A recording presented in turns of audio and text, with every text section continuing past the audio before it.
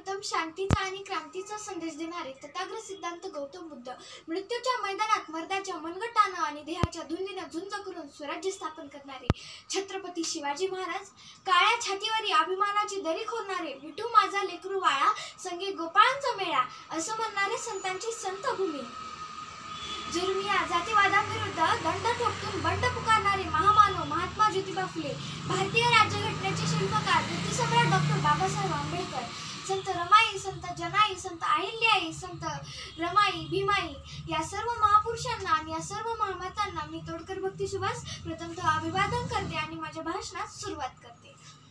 मित्रांनो, ज्यावेळच्या भूमीमध्ये धर्माचा मुकुटा एक ठेवला गेला त्यावेळी पाप पुण्याचं व्याप्रकरण सुरू झालं होतं आणि 4 वर्णांमध्ये 4000 देह निर्माण झाले होते. माणसांपेक्षा दगड धोंड्यांना जास्त किंमत आली होती. नदीतल्या गोट्याला, गोट्यातल्या शेणाला आणि भोजनाच्या पंक्तीला भलताच वावला होता.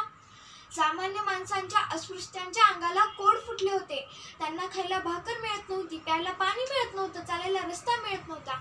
तर या सामान्य माणसाची अशी परिस्थिती असताना या लोकांच्या व्यथा, वेदना, अश्रू या सहीरित्या नियतीला कळायला लागल्या आणि यांचा श्वास मोकळा करण्यासाठी एका महापुरुषाने जन्म घेतला आणि त्या महापुरुषाने हजारो वर्षापासून निर्माण झालेल्या विकारांच्या दऱ्या बुजवत विचारांचे वटवृक्ष निर्माण करण्याचं कार्य केलं आणि त्या महापुरुषाचं नाव म्हणजे बुद्धिसम्राट डॉक्टर बाबासाहेब आंबेडकर होय.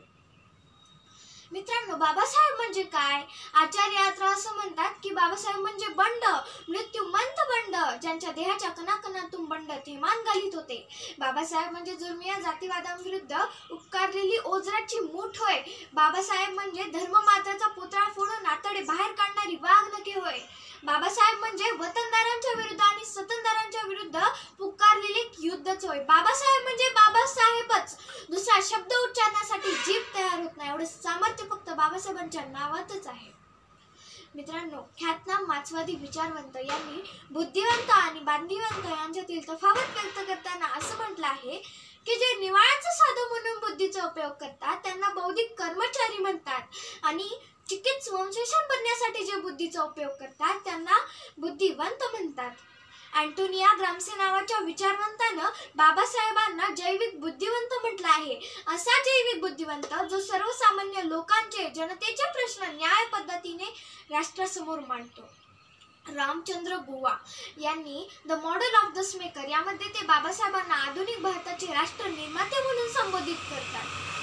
कसं आहे मित्रांनो, बलवानाने दुर्बलांवरती अन्याय अत्याचार करावा आणि विषमतेचे विषमली जागोजागी पेरावी असे हे जंगली जग आहे आणि या जंगली जगामध्ये समतेच्या प्रकाशात आणि ममतेच्या सावलीत राहून समान हक्काच्या न्यायकुंडाला प्रतिसूचित निर्माण करणारे बुद्धिसम्राट डॉक्टर बाबासाहेब आंबेडकर होते.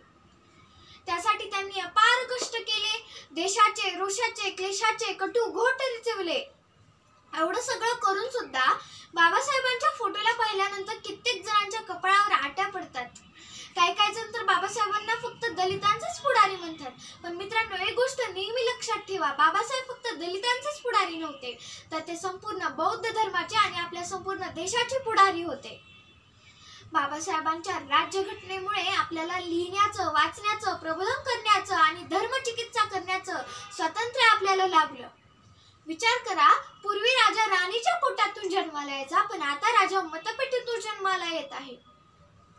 एखादा माणूस मर्सिडीज कारमधून फिरणारा असो किंवा OMW कारमधून फिरणारा असो, जर तो निवडणुकीला उभा राहिला तर तो गल्लीतल्या भिकाऱ्यापासून ते जंगलातल्या शिकाऱ्यापर्यंत जातो आणि ज्यांनी आपल्या तोंडाचं ब्युटी पार्लर केलं आहे अशापर्यंत जाऊन आणि ज्यांना आपल्या तोंडाची लाळ पुसता येत नाही अशापर्यंत जातो आणि त्यांच्या पाया पडतो आणि त्यांना म्हणतो, मालक माझ्याकडे लक्ष असू द्या, मी निवडणुकीला उभा आहे. तरी ताकद कोणी दिली? तरी ताकद राज्यघटनेने दिली. अमेरिकेसारख्या प्रगतशील देशात सुद्धा महिला राष्ट्राध्यक्ष बनू शकल्या नाही, पण आपल्या भारत देशामध्ये पंतप्रधान पदावरती इंदिरा गांधी, राष्ट्रपती पदावरती प्रतिभाताई पाटील, द्रौपदी मुर्मू, लोकसभेच्या सभापती पदावरती सुमित्राताई महाजन बसू शकला. तरी ताकद कोणी दिली? तरी ताकद आपल्याला राज्यघटनेने दिली. पूर्वी कामगारांना 12-12 तास काम करावं लागत होते, पण आता 8च तास काम करावं लागते. ही देण कुणाची आहे? तरी देण बाबासाहेबांची आहे.